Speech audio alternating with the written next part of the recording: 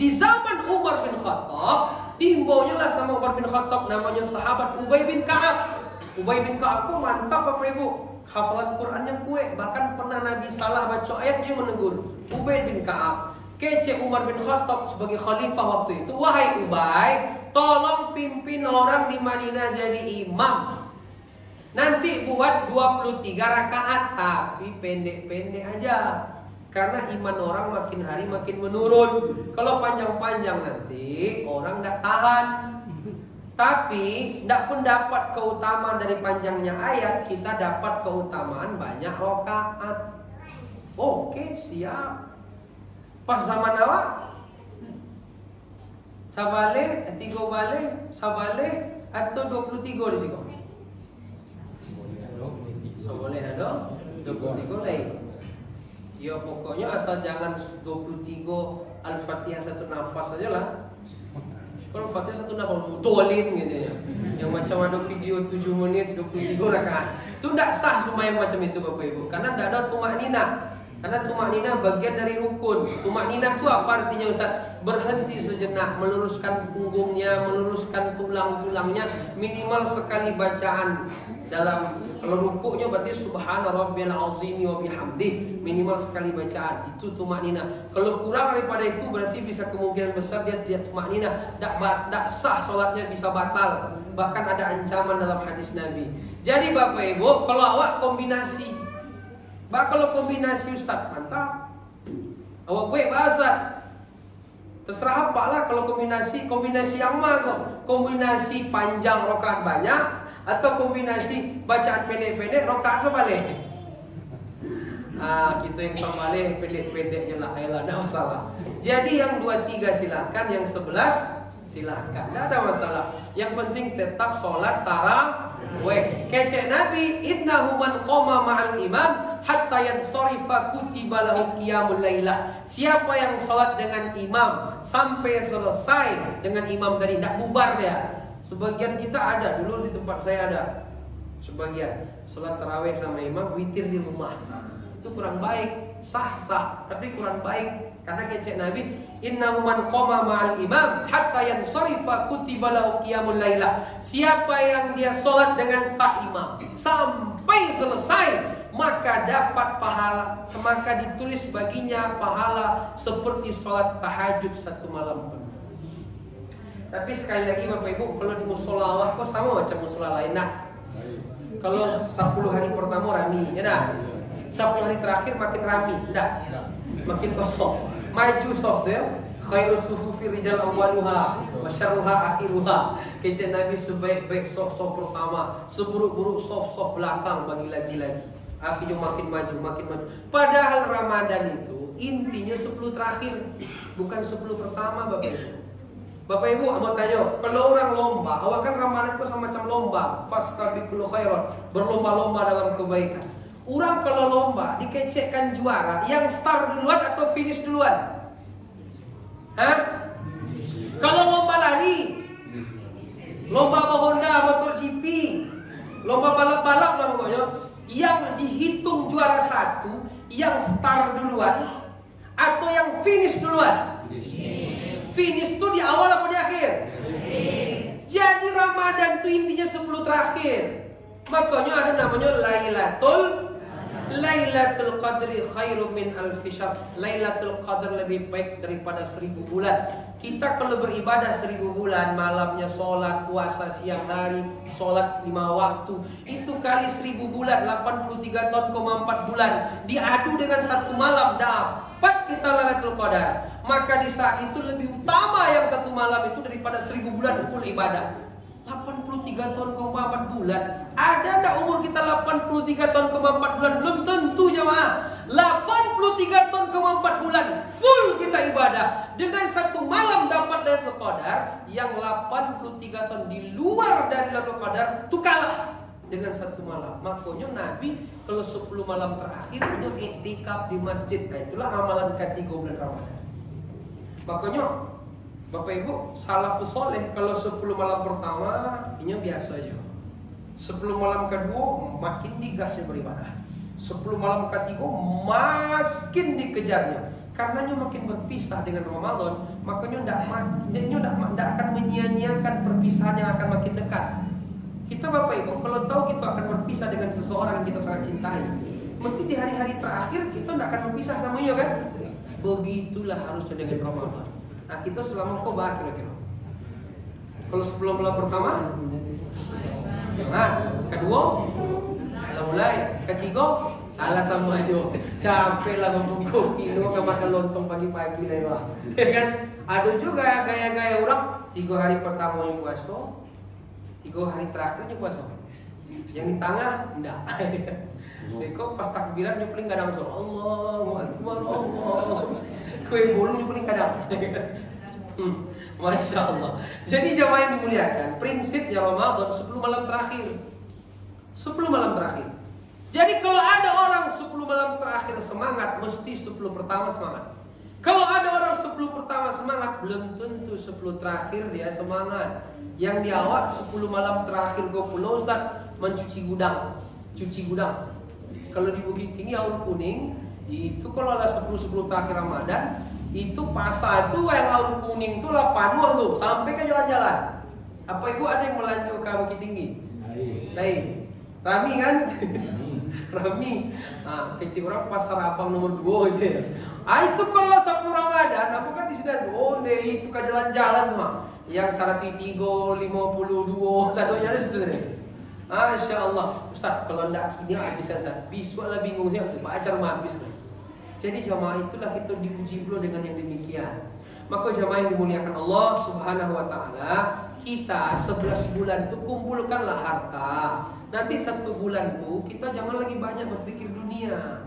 Kapan lagi? Apalagi yang sopir, mohon maaf Bapak Ibu ya. Sopir itu hampir-hampir tidak puasa dia. Apa sebab musafir? Itu sih alasan tadi kan. Ya memang dia musafir. Tapi kalau begitu terus kapan? Kapan kita akan memperbanyak amal? Sementara dunia bukan tujuan. Dunia adalah sarana menuju akhirat. Hidup di dunia kau Bapak Ibu 5 level. Yang pertama laibun, main-main. Yang kedua lahun, senda gurau. Kalau main-main itu 7, 8, 9, 10 tahun. Kalau lahun, senda gurau 3 balik sampai balik. Kalau apa lagi aja tuh? Laibun, walahun, wazinah. Perhiasan umur 20 ke atas itu sibuk dengan badak. Ibu-ibu masih? Oh biasa tuh, standar. Carilah anak-anak umur 20 tahun, 23 tahun, itu perhiasan. Yang ngikol lah yang itu laibun wazina. Lalu yang kampek watafakhur bainakum. Kalau umur sampai 10 tahun, sampai 5 itu berbangga-bangga posisi. Rata-rata orang sampai 10 tahun hidup mulai stabil. Makanya kenapa ada apa dengan umur 40 tahun? Satu-satunya ayat yang bercerita tentang 40 tahun cuman Al-Ahqaf ayat 16 yang tadi kami sebutkan, arba'ina sana, 40 tahun. Ada apa dengan 40 tahun? 40 tahun umur 2/3 sudah dilewati. Karena umur orang rata-rata 60 tahun. Kalau dibagi 2 dikurang 20 kan tinggal 40. 2/3 umur sudah dilewati. Kata orang barat, umur 40 awal dari hidup. Kalau Ustaz Rifi baru umur mesti 35 ya kan? Berarti belum sampai 40 lagi. Masih bisa santai seketika. Cuman beliau puncak sukses rata-rata, bukan puncak, rata-rata sudah mendapatkan kesuksesan itu sampai 10 tahun. Mungkin kini agak mundur sampai 5 lah. Dia agak payah corona batang sampai 5 lah mungkin ya kan. 40 tahun di situ mapan hidup mulai dapat. 40 tahun di situ ujian hidup mulai banyak. 40 tahun kedewasaan maksimal dalam tafsir Ibnu Katsir. 40 tahun di situ Allah mengutus para nabi dan rasul. 40 tahun di situ pula penyakit mulai muncul. Pak kira-kira iya tuh Pak. Apa saja yang ada terasa gini Pak? Bulu lagi, belum. Jantung kalau mulai agak hapus deh sampai-sampainya, lagi. Asam urat lagi. Alhamdulillah. Ya kan bersyukur awak kicit. Ada buku berbahagialah bagi orang sakit. Kalau sehat taruh ya awak banyak maksiat bagi Bapak Ibu. Tapi kalau Bapak Ibu bisa nak maksiat yakin sama Allah kecuali maksiat ketek-ketek, mintalah sehat taruh. Karena cara kita untuk membersihkan dosa-dosa dengan sakit. Makanya mengapa orang tua itu rata-rata sakit karena Allah sayang. Kalau dia kisah sehat tarik, kok bagai dari ya kira-kira. Ya kan? dibuatlah tua makin lemah badan, biar sadar bahwa hidup menuju kuburan. Jadi jamaah 40 tahun di situ penyakit mulai muncul. Di situ pula ujian hidup mulai banyak. 40 tahun disitulah mulai evaluasi. Makanya jamaah yang dimuliakan Allah Subhanahu wa taala, jangan disia-siakan hidup di dunia untuk ibadah, beribadah kepada Allah Subhanahu wa taala. Tadi apa pembahasan kita terakhir? Puasa awal-awal tersebut cuma salat tarawih. Yang ketiga apa tadi Bapak Ibu? Iktikaf Lailatul Qadar. Jadi 10 malam terakhir itulah inti dari Ramadan. Mengapa Lailatul Qadar diberikan 10 malam terakhir? Tidak diberikan 10 malam pertama. Kalau diberikan 10 malam pertama, dah istimewa nanti Lailatul Qadar lagi sama dia. Karena barang bagus, harga mahal, mendapatkannya tidak mudah. Kalau nanti dikasih 10 malam pertama, kata ulama, yang KW-KW 10 imannya dapat nanti dia. Yang asli-asli aja cuma, ori-ori aja dia. Yang KW-KW tidak dapat ya. Iktikaf, nanti tanya jawab kita ya. Oh, udah hampir 1 jam, sebentar lagi. 7 menit lagi 1 jam. Ini 1 jam aja Bapak Ibu ya. Yang keempat, baca Al-Quran. Ada namanya ulama Imam Qatadah. Kalau tidak salah ulama tabi'in. Ini kalau di luar Ramadan 7 hari sekali khatam Quran. Apa Ibu ulang pernah khatam Quran? Yang pakai mic tu dah. Tadarus ibu-ibu. Kalau tidak ada mic, tidak ada baca Quran Ustaz. Ikut sebenarnya niat baca Qurannya apa sebenarnya? Untuk mic atau paham? Kalau rami-rami itu lo khatam namanya itu, khatam rami-rami namanya itu. Jadi bagi-bagi pahalanya. Tapi yang ikut khatam suram dari alif dari Bismillahirrahmanirrahim sampai minal jinnati wan nas. Bapak Ibu ada yang belum pernah khatam? Khatamlah Quran. Kecek Nabi man qara harfan min kitabillah falau bihasanah wal hasanatu bi asyri amsalihah. Siapa yang membaca 1 huruf dari Quran, Allah akan lipat gandakan 10 kebaikan. Jadi jamaah, di antara kebiasaan Nabi, para sahabat salafus saleh banyak baca Quran. Imam Qatadah di luar Ramadan 7 hari sekali khatam Quran. Kalau sudah masuk Ramadan 3 hari sekali khatam Quran. Hari 1 10 juz, hari 2 10 juz, hari 3 10 juz. Ibu-ibu lain talok tuh. Sehari 10 juz. 10 juz tuh barang lama, setengah jamnya. Awak mencari HP 8 jam sehari rata-rata. Indonesia nomor 3 di dunia paling acuk mencari HP. Indonesia juara 3 di dunia paling acuk mencari HP, khususnya para pemuda. Rata-rata melihat HP 8 jam. Bapak Ibu pernah tidak pasang stopwatch atau waktu mundur atau waktu maju? Itu bara jam sehari lihat HP. Asal mencari HP, pencet tombol. Coba cari, rata-rata 8 jam, minimal sampai jam. Tapi rata-rata 8 jam. Kalau 8 jam, itulah sepertiga umur mencari HP itu. Kalau umur 60 tahun, ya Allah, nah sehari kan 24 jam. 24 jam dibagi 8 barang. Hah? 24 jam dibagi 8 3. Kalau umur 60 dibagi 3 berapa? 20. Berarti mencari HP 20 tahun. 20 tahun mencari HP, bekol lalu 8 jam. Nah, lalu 20 tahun. Yang 20 tahun lagi mana? Disitulah beribadah, disitulah maksiat. Akhirnya habis umur mencari HP. Cobalah lihat Quran. Khatam tuh mah. Kalau Bapak Ibu bisa sehari melihat HP 8 jam, setengah 1 juz itu cuma setengah jam Bapak Ibu. Kalau 8 jam, ya kan, dibagi dengan 1 juz yang setengah jam tadi, itu 16 jam, 16 juz sehari.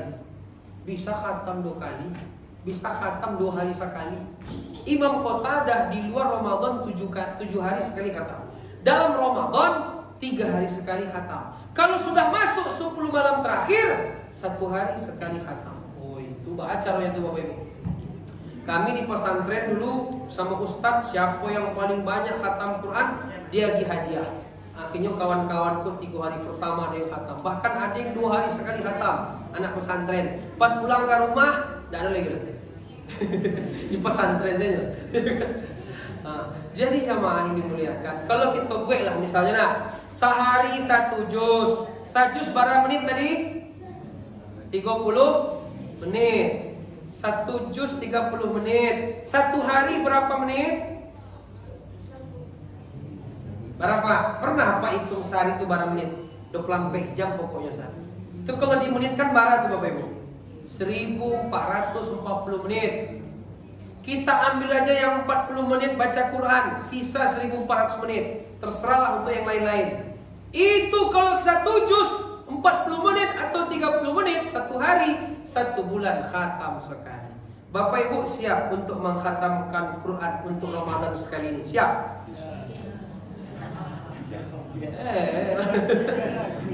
Ragu saya malah cara saya awak sibuk lah. Sibuk orang dulu sibuknya ya.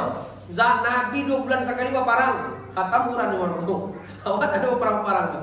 Menggalih ada kan. Jadi jemaah cobalah kita evaluasi 1 juz 1 hari. 1 juz 1. Gimana caranya Ustaz? Berat, enggak payah-payah. Habis salat subuh 2 lembar. Habis salat zuhur 2 lembar. 1 juz itu 10 lembar. Habis salat asar 2 lembar. Berapa lembar Bapak Ibu? 6 lembar. Habis sholat maghrib 2 lembar. Nanti isya tarawih pulang 2 lembar. 2 lembar cuma 6 menit. Khatam selesailah 1 juz dari Quran kita. 30 hari khatam 30 juz 1 juz. 30 juz 1 kali khatam. Jadi Bapak Ibu, yang ketiga baca Al-Quran. Yang terakhir banyak bersedekah. Jadi Nabi itu dalam riwayat itu lebih banyak Nabi bersedekah di selama bulan Ramadan dibanding di luar Ramadan. Kecek Nabi, man fattara sha'iman falahu ajruhu min ghairi ayyanqusa min ujurihim syai'an. Siapa yang memberikan berbuka kepada orang berpuasa, maka dia mendapatkan pahala dari orang berpuasa tadi tanpa mengurangi pahalanya sedikit pun juga. Jadi Bapak Ibu, kamu ada jamaah di Bukit Tinggi itu, ibu tuh kalau ke pesantren yang dibuatnya agar-agar yang sekadang-kadang kotor. Karena hadis kau tadi, siapa yang memberi pembukaan takjil, ya kan? Kecil orang takjil itu kan segera. Puas berbuka itu disegerakan, itu maknanya.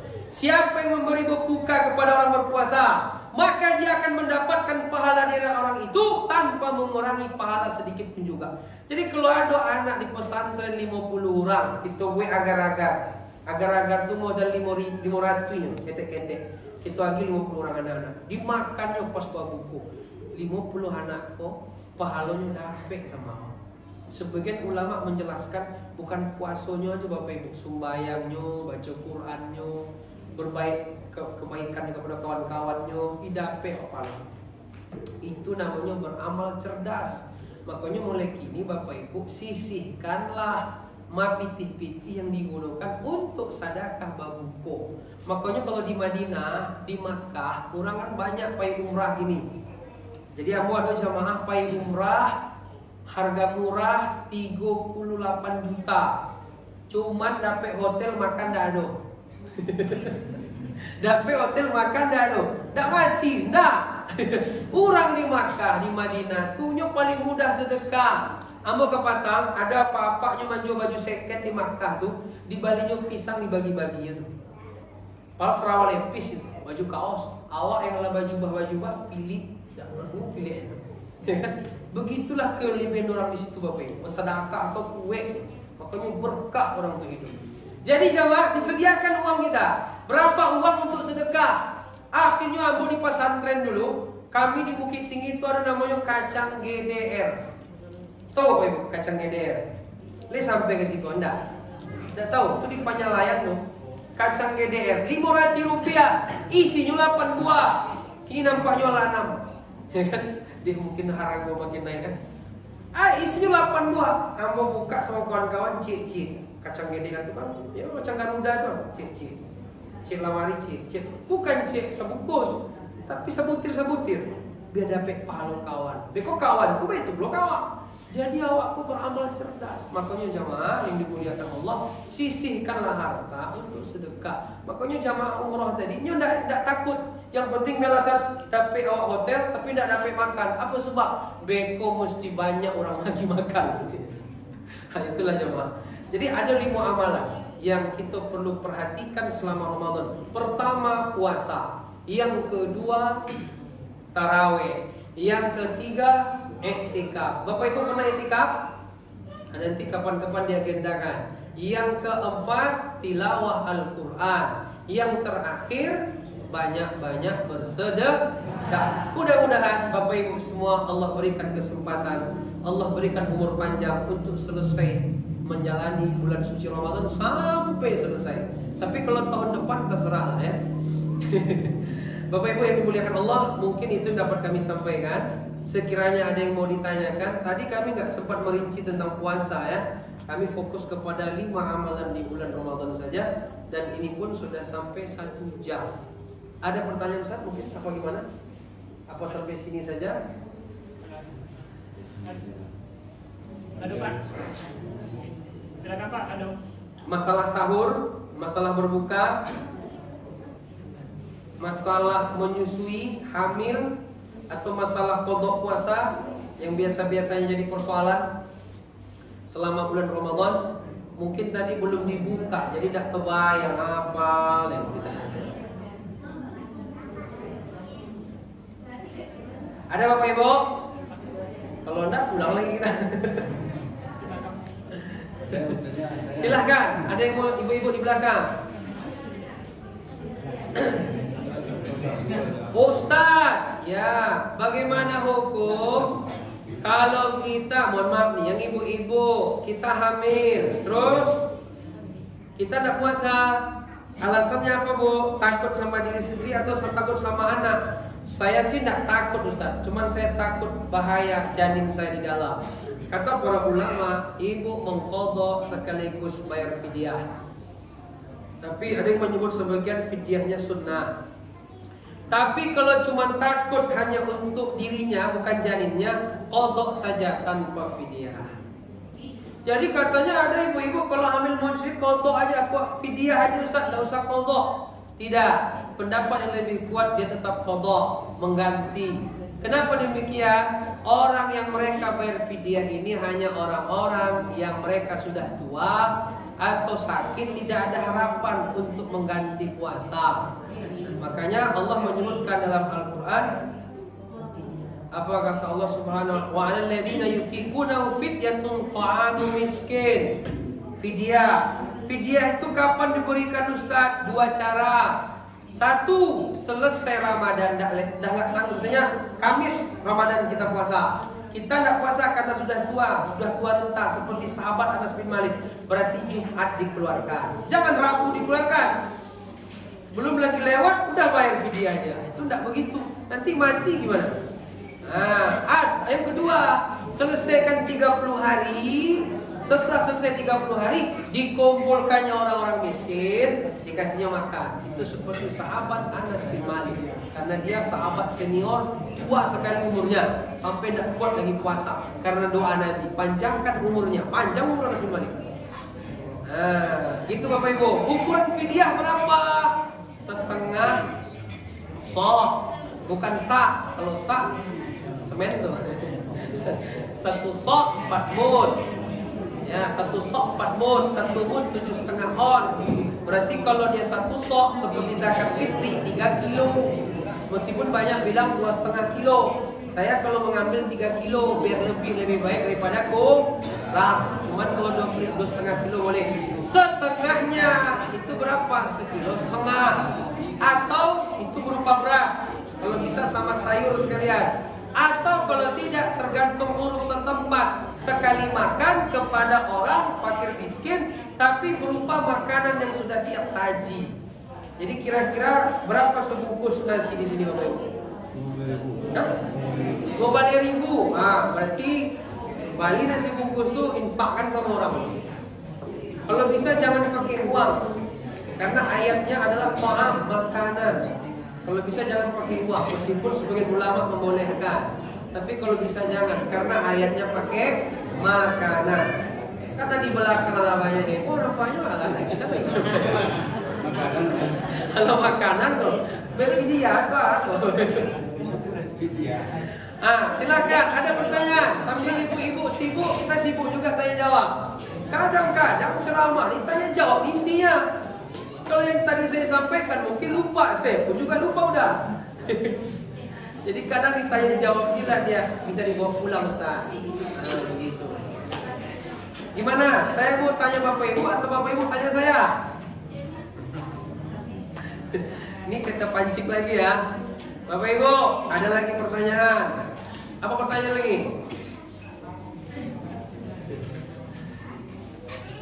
Ustadz, bagaimana hukum kalau kita puasa kemudian diinfus atau bekam atau apa lagi?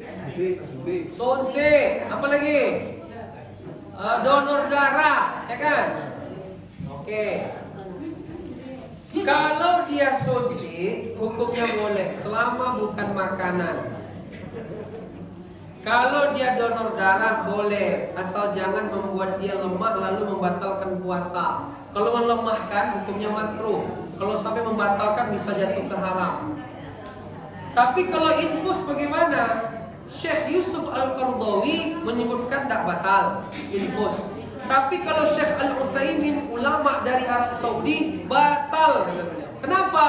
Karena infus itu sama dengan makan, meskipun dah lewat tenggorokan, tapi dia memberikan makanan, karena dia pengganti makanan, menguatkan badan. Nanti kalau dah lemas, infus aja lah, tidak batalnya gitu.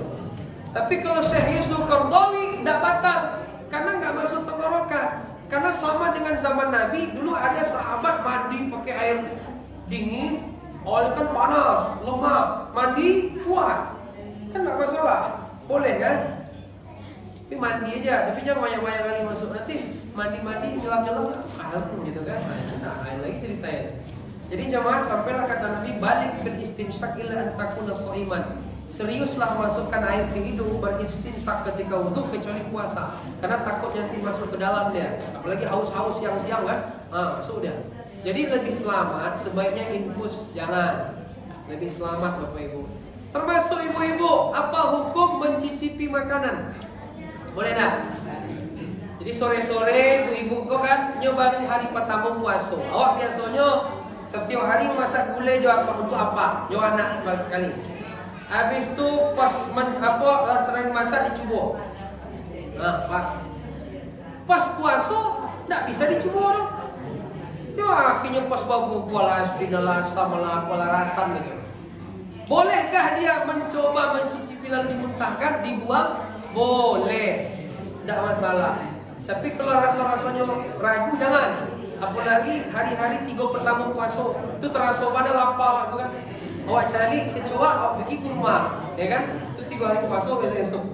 Kita terlampau barik kan. Jadi jamaah, kata para ulama dibolehkan. Saya mengambil pendapat dibolehkan dengan syarat dia coba habis dimuntahkan. Dengan alasan hadis dari Ibnu Abbas. Kemudian itu kan sama hukumnya dengan berkumur-kumur, ya kan? Bapak Ibu kalau berwudu kan berkumur-kumur tak puasa? Ya kan? Sama seperti itu. Sama juga kita punya anak bayi, lalu mungkin perlu untuk dihaluskan makanan, lihat mulut ibunya, itu termasuk dibolehkan. Tapi kan masih ada sendok, nah pakai sendok aja lah. Pernah pakai blender saja. Jadi jamaah, banyak persoalan-persoalan masalah puasa. Terakhir, ada pertanyaan enggak? Mencabut gigi besar. Mencabut gigi ya.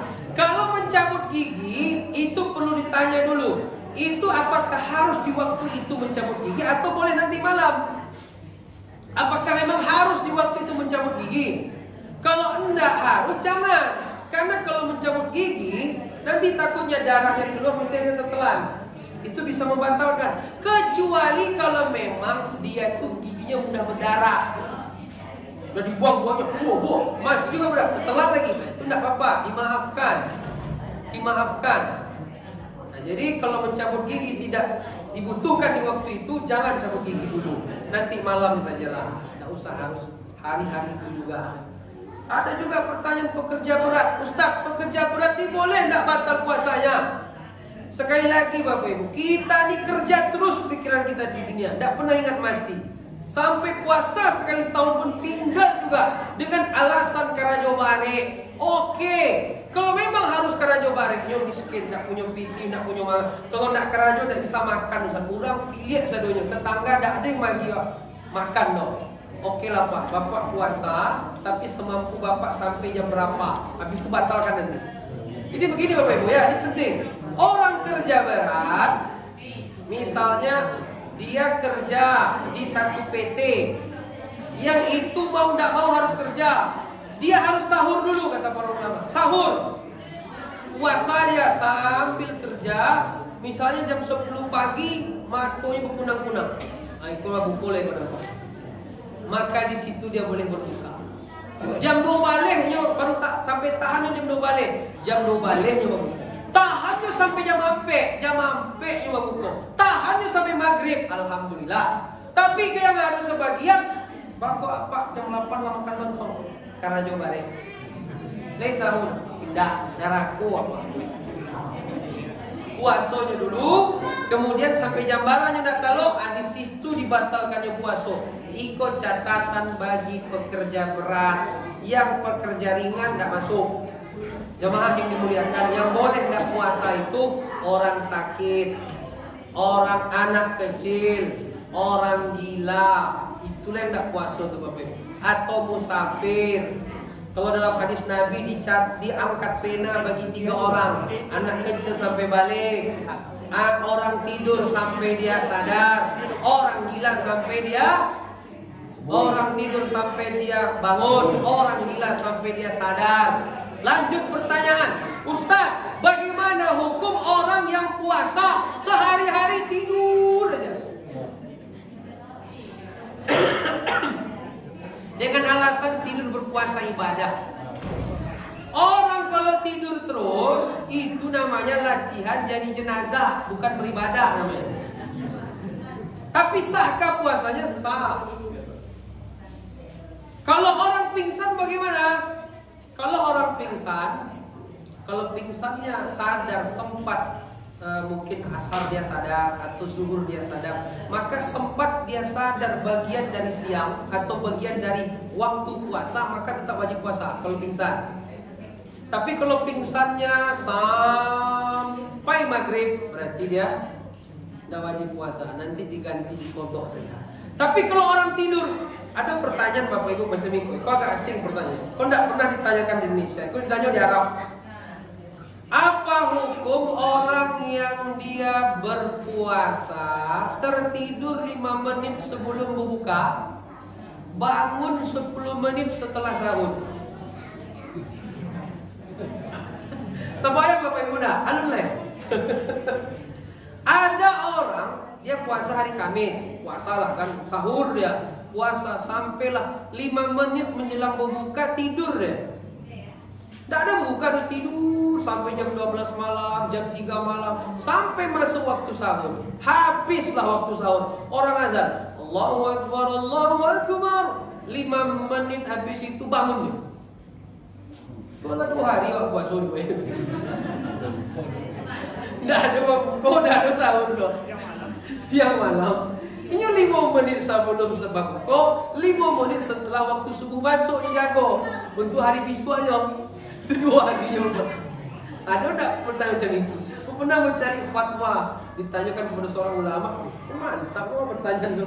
Tetap sah, cuma orang koyo terlampau mana, ada pakai alarm atau baju itu. Belum punya orang rumah mungkin.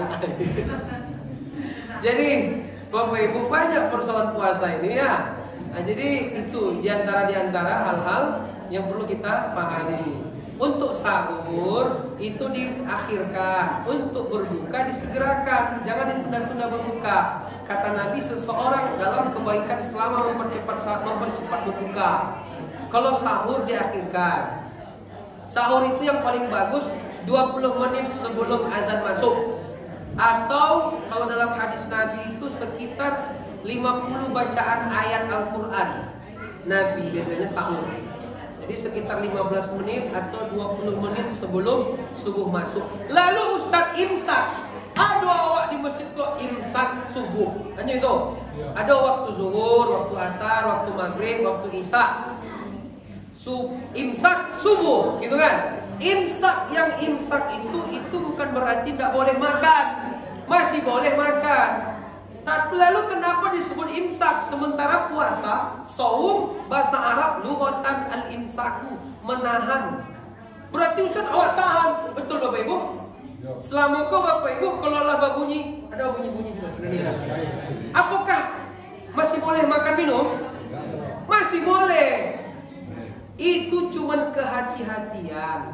Jadi memang di madhab Syafi'i itu ada kehati-hatian. Karena waktu banyak orang awam yang puasanya ikut ustaz, puasanya ikut orang banyak, nyo ndak paham mana waktunya punya orang sembahyang, ya kan? Sementara waktu sahur berakhir masuknya subuh masuk. Akhirnya sebagian ulama berijtihad dibuatnya 10 menit sebelum azan. Jadi bagi orang-orang yang telah jago, bagi orang yang inyo makannya lambe, kalau babunyi serine itu nyepa capek karena 10 menit lagi azan masuk. Karena waktu subuh masuk, karena waktu sahur berakhir dengan masuknya waktu subuh. Waktu subuh masuk dengan waktu masuk ditandai dengan azan. Makanya lah di situ dibuat 10 menit sebelum azan biar hati-hati. Tapi kalau masih berbunyi, oh berarti 10 menit lagi kan capek selesai. Tapi apa banyak basuh keluarga apa di rumah apa datang ya ke rumah. Waktu itu kami makan, mau minum susu, makan, berbunyi serine. Ini tidak mau makan lagi loh. Dicari juga kan. Kok ustaz tapi sahur makan lagi. Astagfirullahaladzim, melakani awak sampainya. Mau jelaskan. Palingnya jarang puasa. Di tapi abonya puasa tu mah, tapi enak puasa kan. Tapi hebat lu pada awak. Jadi jamaah imsak berbunyi serine itu maknanya hati-hati, bukan enggak boleh makan. Siap-siap. Cuman kalau bisa, ya kalau sudah lagi makan berbunyi serine, kalau bisa 3 menit, 5 menit segera batalkan. Karena segera selesaikan makan. Karena kalau sempat azan, Allahu Akbar, awak masih masuk gulai. Dibuang atau ditelan? Buang. Kalau enggak batal, dosa besar. Itulah gunanya imsak. Kalau enggak bahaya apa ibu? Main blender soalnya segulai seikat masuk. Nah, kan dia capek makan steak kan. Wallahu a'lam.